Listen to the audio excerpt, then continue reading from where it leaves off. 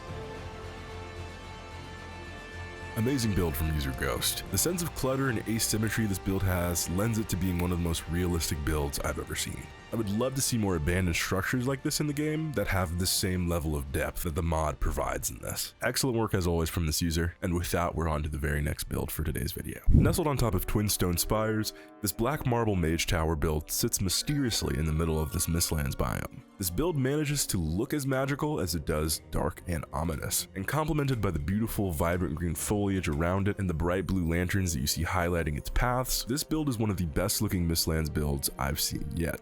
So if you guys are ready to check it out, let's take a look.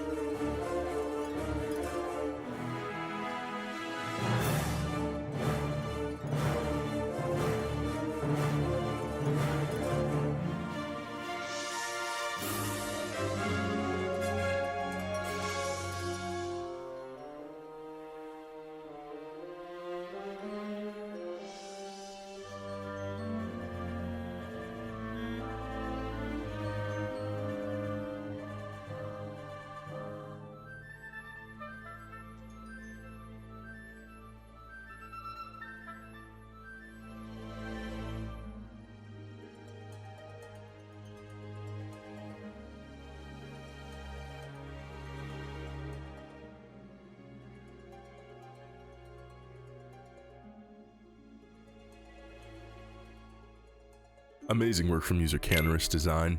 I'll leave a link to this build video as well as the other videos that I checked out today for this video in that pinned comment down below, so be sure to give that a look here. But with that, we are on to the final build for today's video. For this last build, we're going to be checking out the Darkhold build, posted by user GRRVVPP23.